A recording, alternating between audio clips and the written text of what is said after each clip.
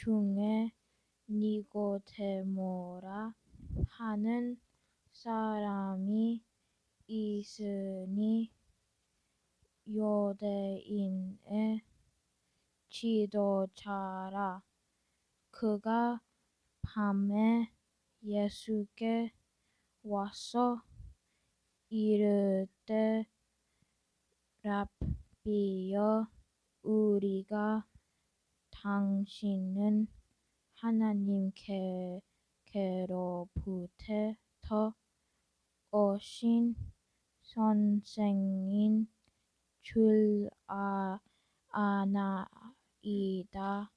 하나님이 함께 하시지 아니하시면 당신이 행하시는 이 표적을 아무도 할 수 없음이니이다. 예수께서 대답하여 이르시되 진실로 진실로 내게 이르노니 사람이 거듭나지 아니하면 하나님의 나라를 볼 수 없느니라.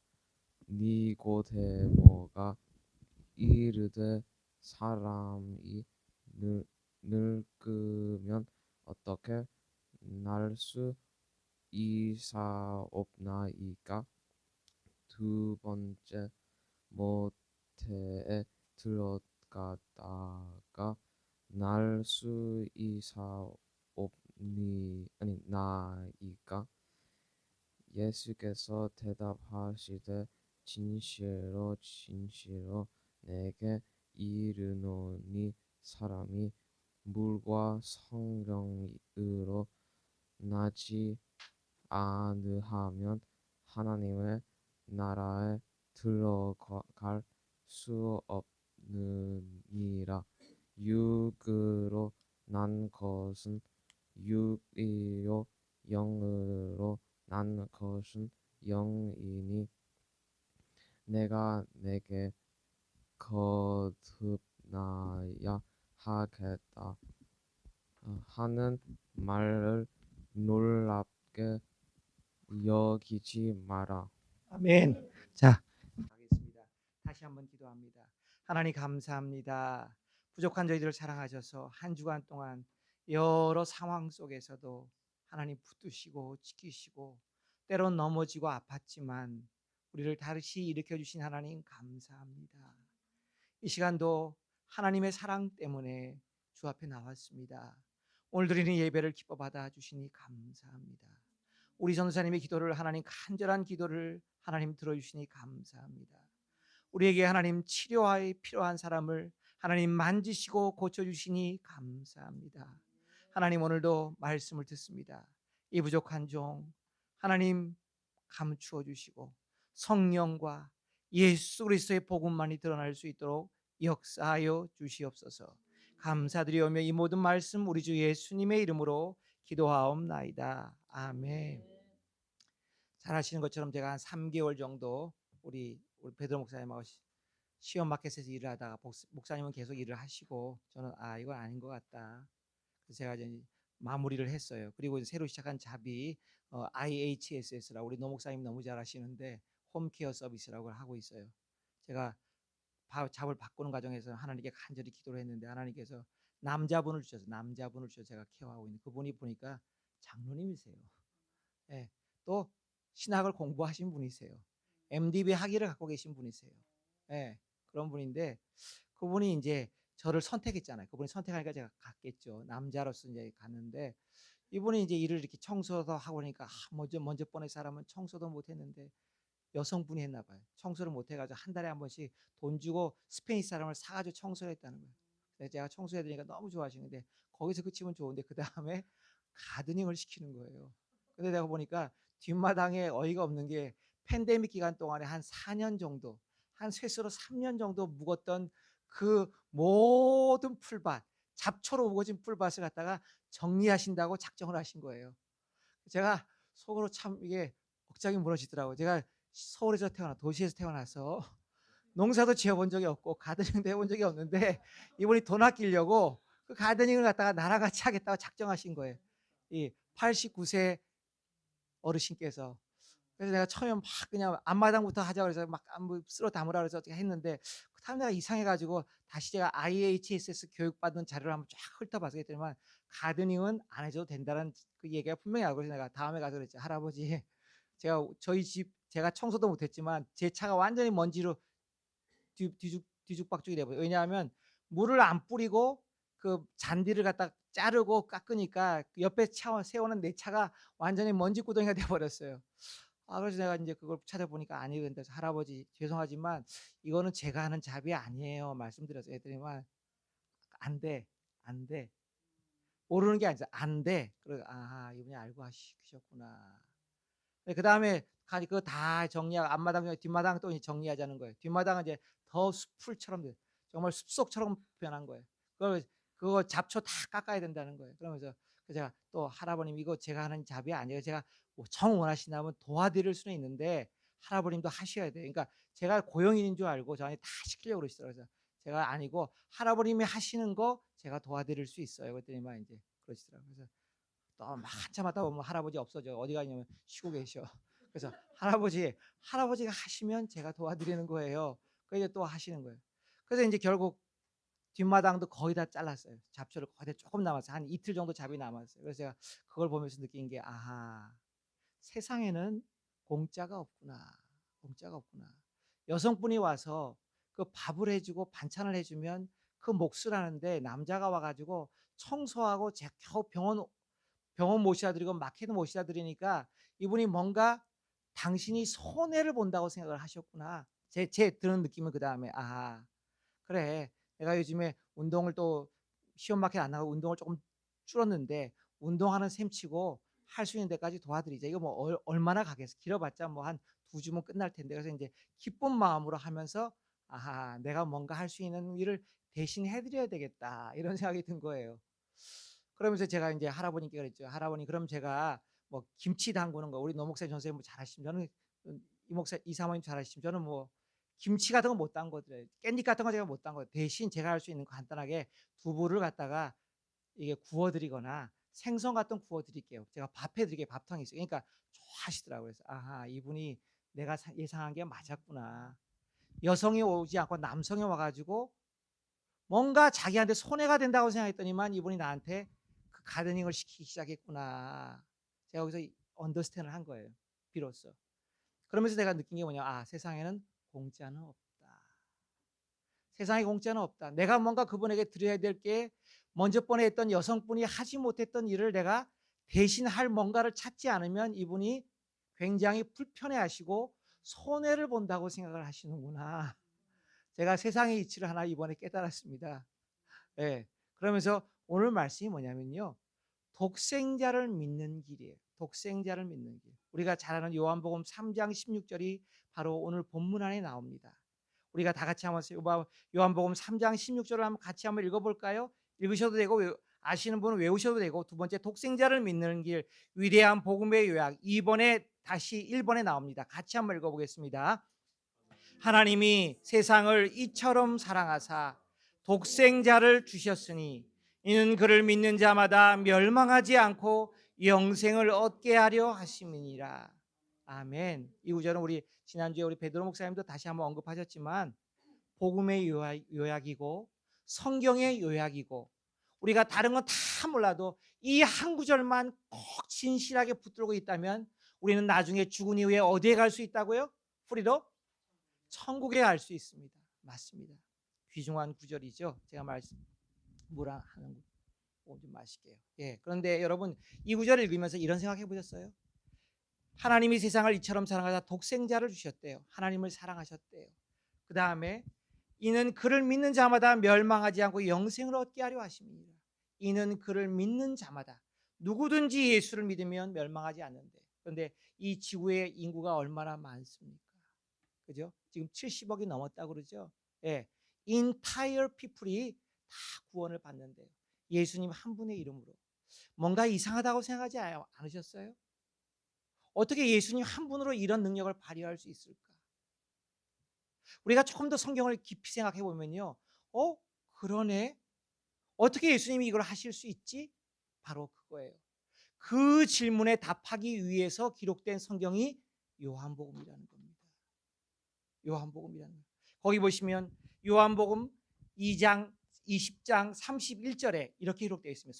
요한복음은요, 사복음서 중에서 가장 늦게 기록되어졌어요. 그리고 그것을 기록한 저자가 분명히 나머지 세 개 복음, 마태복음, 마가복음, 누가복음을 읽으면서 그 사복음서 우리가 공고한 복음이 알고 있는 그 공고한 복음의 약점을 보완하기 위해서 아주 사도 요한, 예수님의 사랑받는 제자 사도 요한이 말년에 깊은 영성으로서 다시 한번 이 요한복음을 쓰기 위해서 기도하고 묵상하면서 정리한 예수님의 생애의 기록이 요한복음이라는 겁니다. 그래서 요한복음 분명한 목적이 기록되어 있어요. 요한복음 20장 31절, 거기 위대한 복음의 요약 첫 번째 설명에 나와 있죠. 제가 읽어드릴게요. 오직 이것을 기록함은 너희로 예수께서 하나님의 아들 그리스도이심을 믿게 하려 하며 또 너희로 믿고 그 이름을 힘입어 영생을 얻게 하려 합니다. 이것이 바로 요한복음의 기록 목적이라는 것입니다. 우리 옛날에 팬데믹 기간 동안에 노 목사님이 요한복음을 가지고 쭉 한번 강의를 하셨죠. 예, 나는 무엇이다.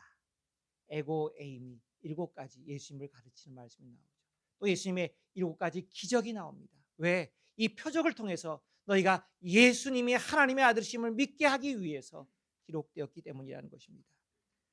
그런데 예수님께서 하나님의 아들이신데 보통 아들이 아니라는 것이 바로 우리가 믿는 요한복음 3장 16절에 담겨 있다는 것입니다. 거기 다시 돌아갑니다. 요한복음 3장 16절을 보시면 하나님이 세상을 이처럼 사랑하사 독생자를 주셨으니, 이 독생자란 말 우리가 한두 번쯤은 설명을 들었겠죠. 영어 번역에 이렇게 나와 있더라고요. 킹 제임스 버전에는요, 뉴 킹 제임스 버전 또는 NASB에는요, His only begotten Son, 하나님의 유일한 태어나신 아들, 이렇게 돼 있고요. 제가 좋아하는 ISB 번역에는요, His unique Son이라고 돼 있어요. 독특한 아들. 저는 이 번역이 참 잘 됐다고 생각해요. ISB에 하나님의 독특한 아들, 이렇게 표현했고요. 또 제가 또 즐겨 인용하는 NLT 버전에는 His one and only Son이라고 기록해요. 하나밖에 없고 유일한 아들, 이렇게 기록되어 있어요. 그런데 이것을 우리가 조금 더 깊이 보기 위해서 헬라어로 보면요, 모노게네스 두 단어가 합쳤대요. 모노는 여러분 잘 아시는 것처럼 하나다 이런 뜻이고요. 게네스는 자녀, 자식이란 뜻이 있어요. 그러니까 하나밖에 없는 자녀. 근데 중요한 게요, 마태복음에도 마가복음에도 이 표현을 안 쓰고 있대요. 사도 바울도 이 표현을 안 쓰고 있대요. 누가복음에 쓰는데 누가복음은 예수 그리스도를 지칭할 쓰지 못하고 사도 요한만이 독특하게 이 표현을 찾아내어서 예수 그리스도의 복음의 위대함을 알리기 위해 3장 16절 안에 이 구절을 집어넣었다는 거예요. 이게 바로 위대하다는 거죠.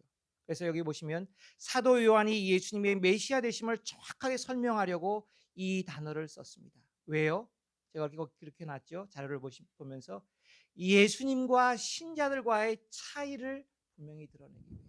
자, 우리가 예수 믿고 하나님의 무엇이 되는 특권을 받았죠? 그렇죠. 자녀가 되었어요.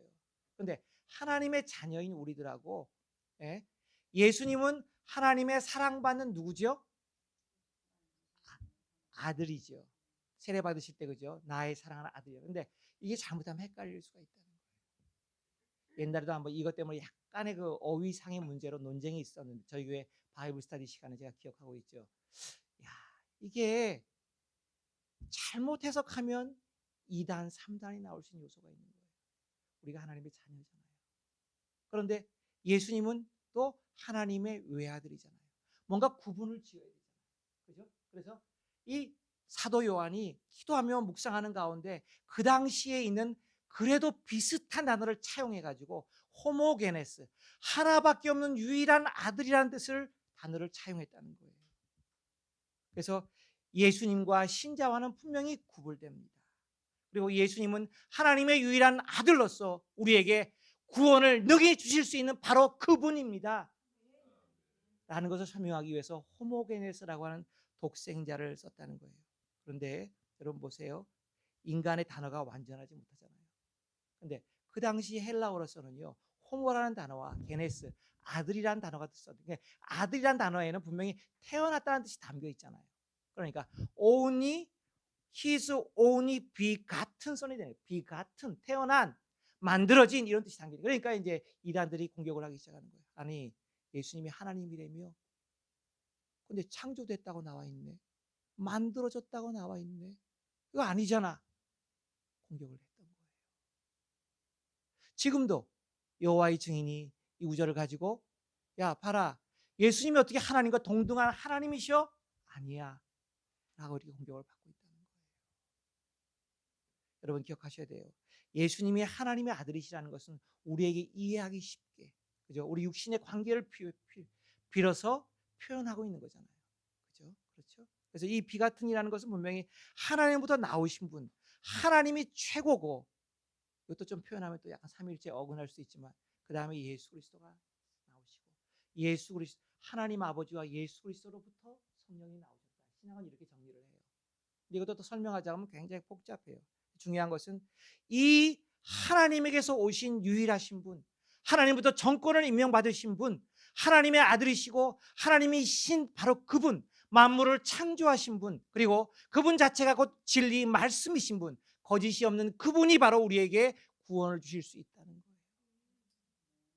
그래서 우리가 이 독생자라는 말 한마디를 깊이 묵상하지 않는다면 세상 사람들에게 반론을 제기할 수 있어요. 아니, 또 예수님 한 분이 그 많은 70억을, 그 전에 돌아가셨던 많은 사람까지 계산하면 100억이 넘을 텐데, 그 많은 100억을 어떻게 만약에 믿는다면, 만약 30억이 믿는다면, 20억이 믿는다면, 50억이 넘는 그 인구가 어떻게 예수님 한 사람을 구원받을 수 있어? 이렇게 따질 수도 있다는 거예요. 여기 보시면 베드로가 구원받고 나서, 그 다음에 성령 충만하고 나서 공회 앞에서 신문 받으면서 이런 유명한 말씀을 했죠. 사도행전 4장 12절이죠. 다른 이로서는 구원을 받을 수 없나니 천하 사람 중에 구원을 받을 만한 다른 이름을 우리에게 주신 일이 없음이니라. 아멘. 그렇습니다. 우리는 이 말씀을 붙들어야 돼요. 이 말씀만을 붙들어야 돼요. 이 말씀 외에는 우리에게 구원자로 주신 분이 없어요. 위대한 말씀이죠. 그런데 또 제가 이렇게 목회를 하다 보니까, 또 어떤 귀한 목사님의 얘기를 듣다 보니까 또 한 가지 제가 여러분에게 꼭 알려드리고 싶은 게 있어요. 우리 개신교 목사님들이 이 복음을 꼭 붙들고 있어요. 너무 꽉 붙들다 보니까 틈도 없어요. 틈도 없어요. 이 말이 무슨 뜻인지 설명해 드릴게요. 우리 장로교 통합 측에서 보낸 선교사님이 러시아에 가 선교를 하고 있는데, 러시아 사람들한테 그렇게 말했대요. 야, 우리 기독교의 복음에 다 이단이야. 그래서 러시아 정교회 너도 이단이야. 이렇게 말했다는 거예요. 그게 이제 일파만파 번져가지고 한국 교회에 다시 돌아오게 된 거예요. 어떻게 생각해요? 러시아 정교회가 이단입니까? 목사님? 네. 이단은 아니죠. 그죠? 우리보다 먼저 태어났고 우리보다 먼저 발생했지만, 동방교회, 서방교회가 나눌 때 그 동방교회에 속한 것이 러시아 정교회의 뿌리가 되는 거죠. 그죠? 예. 이단은 아니죠. 이렇게 말했다는 거예요.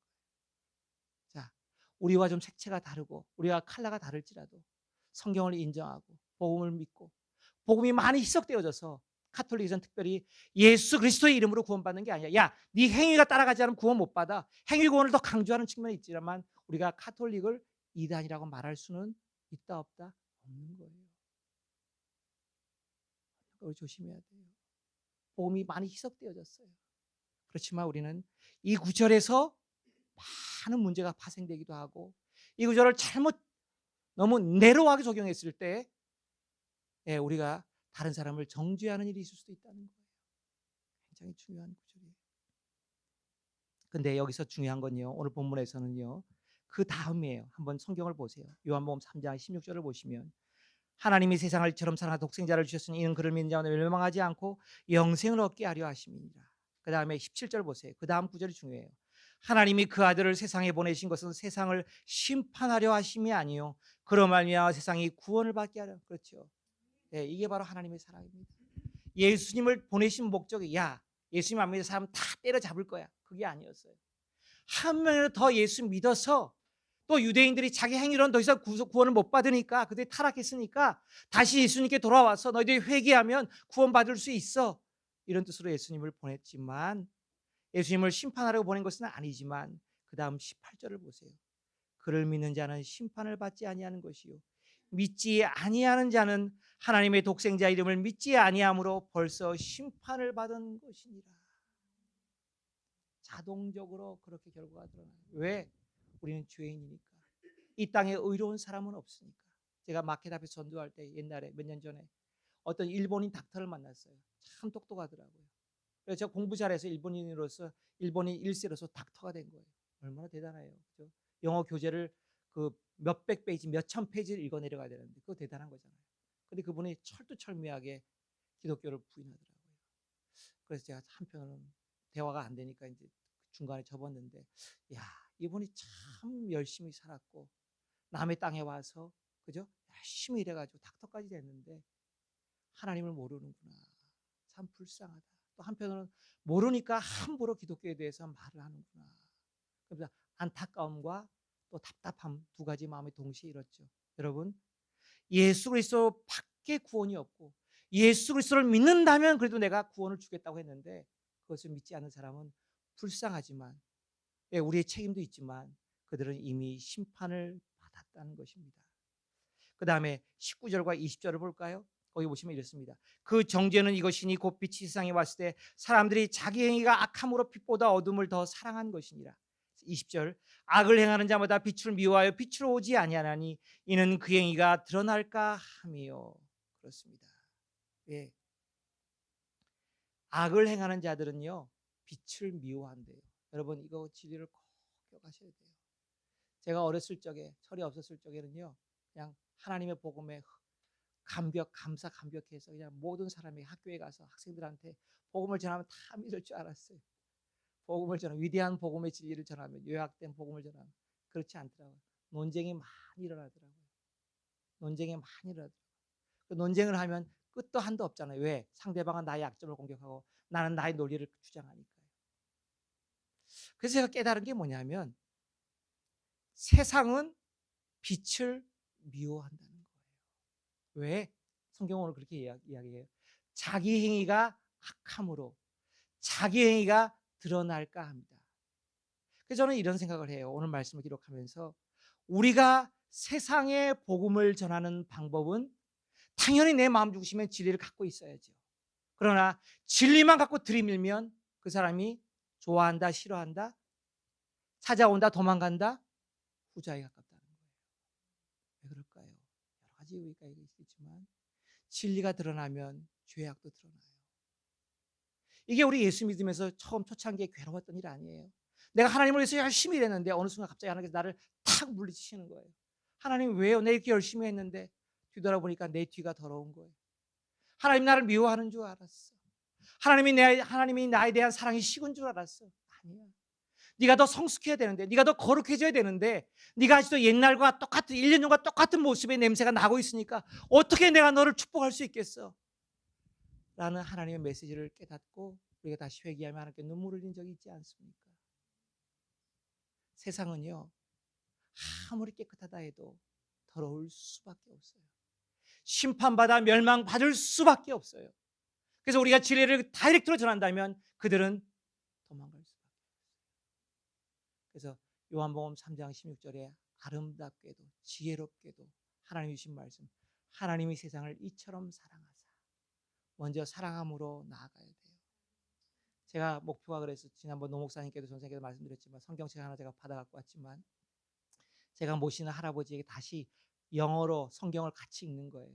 네, 그게 제 목표예요. 그래서 이제 이분이 거기까지 말이 나오도록 제가 꾹 참고 일하고 있어요. 잘도 못하지만 일하고 있어요.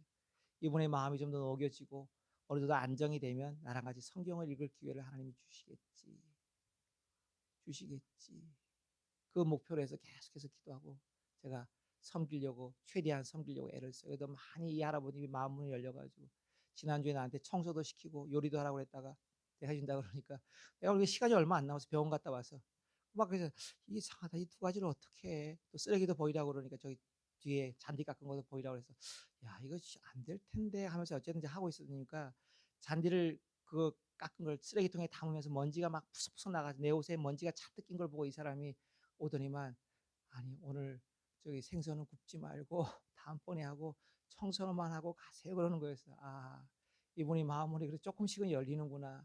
당신이 욕심스럽게 막 요구했다가 자기도 내 모습을 보니까 좀 미안해서 마음이 감동을 하나님이 시켜주시니까 이제라도 조금 가능한 시간대에 하라고 요구하시는구나. 그래서 아 하나님 감사합니다. 제가 그런 기도를 드렸어요.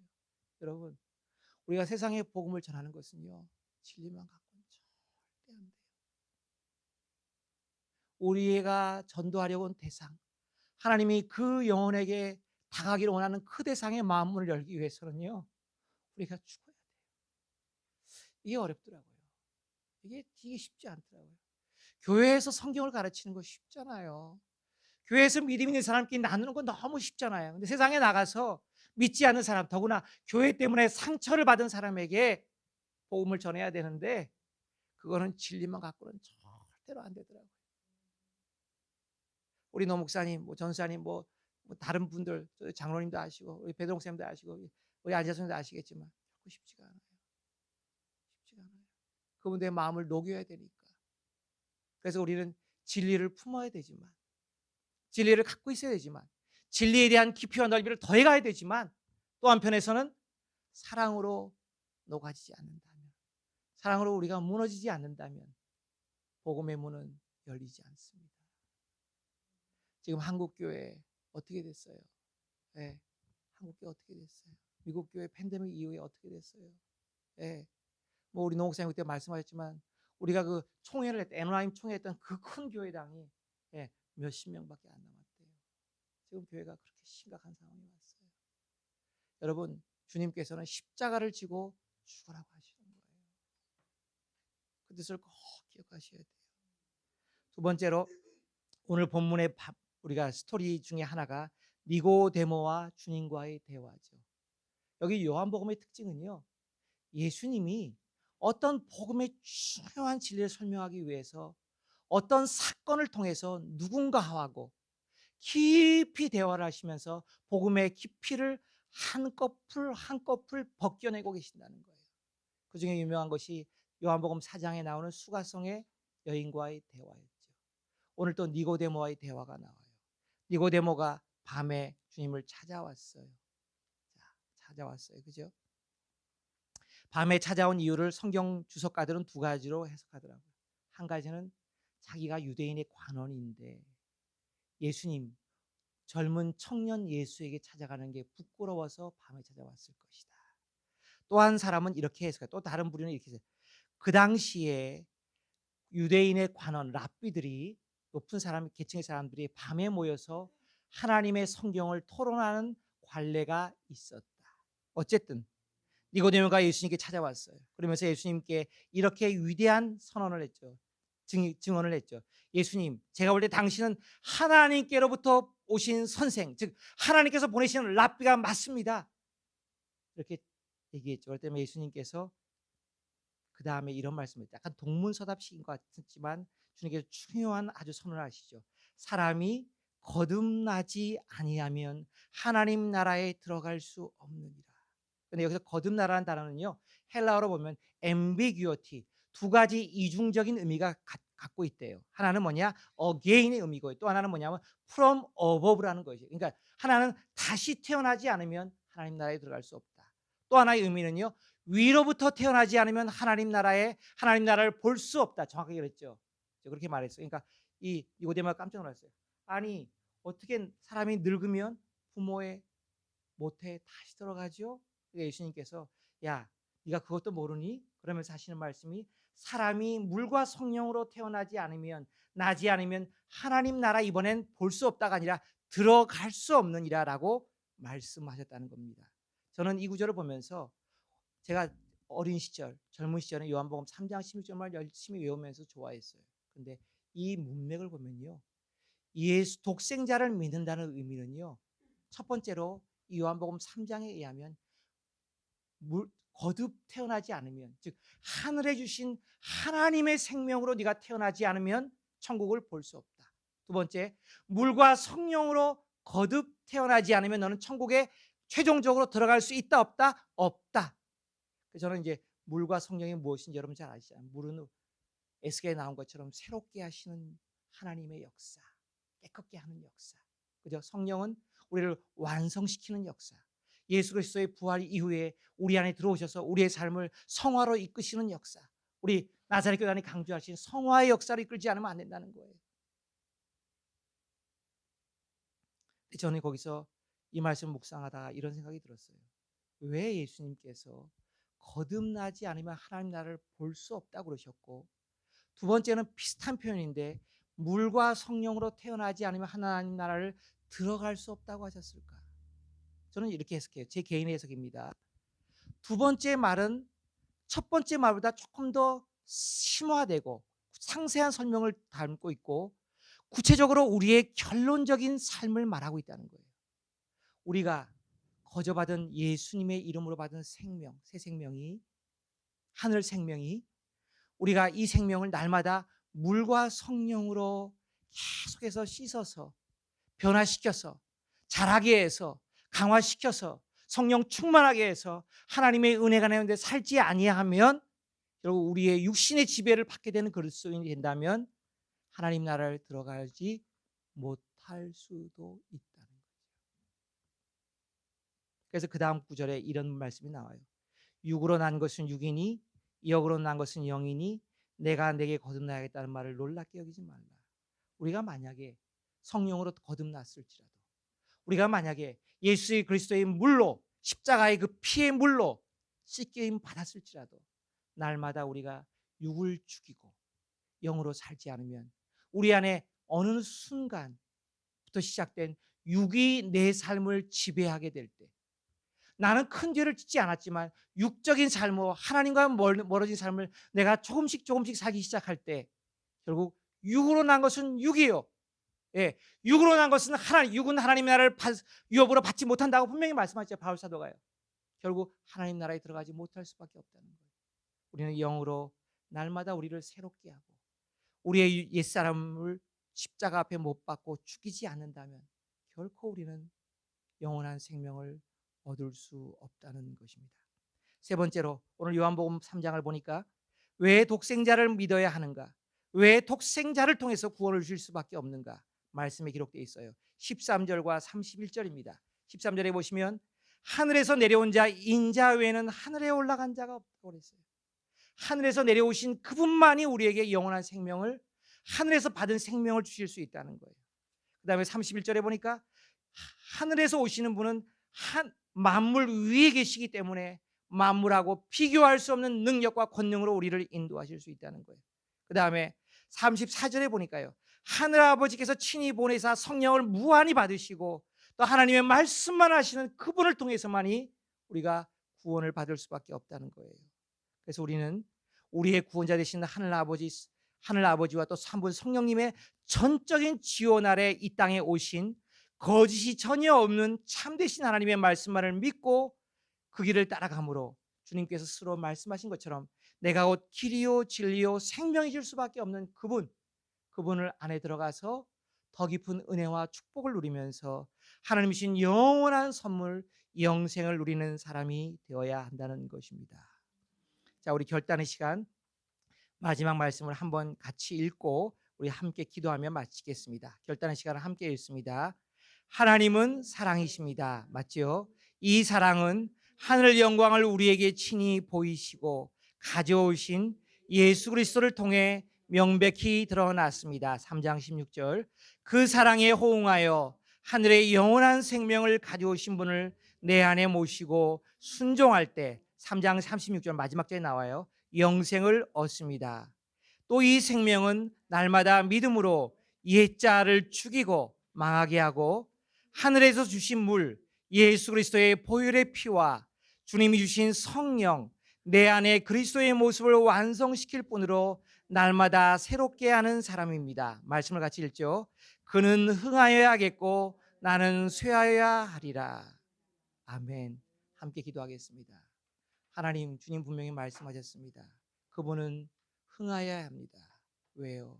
영원하신 분이고 완전하신 분이고 거짓이 없으신 분이고 하늘 위에 하느님이 보내신 분이고 만물 위에 계신 분이기 때문입니다. 나는 계속해서 죽어야 합니다. 이 고백이 우리 가운데 있게 하여 주시고 이런 고백을 가지고 하나님 독생자만을 믿는 온전한 믿음의 길로 나아가게 해달라고 기도하겠습니다. 1분간 기도하겠습니다. 하나님 아버지 감사합니다. 하나님 고맙습니다. 이 시간에 간절히 간구하고 기도하옵기는 우리를 사랑하사 우리를 도우시고 우리를 인도하신 하나님 고맙고 감사합니다. 하나님 우리를 축복하신 하나님 고맙고 감사합니다. 우리에게 성령으로 역사하신 하나님 고맙고 감사합니다. 우리에게 말씀하신 하나님 고맙고 감사합니다. 우리가 오늘도 하나님 독생하신 그분이 열어놓으신 믿음의 길을 가기를 원합니다. 독생자를 믿는 믿음의 온전한 길을 가기를 원합니다.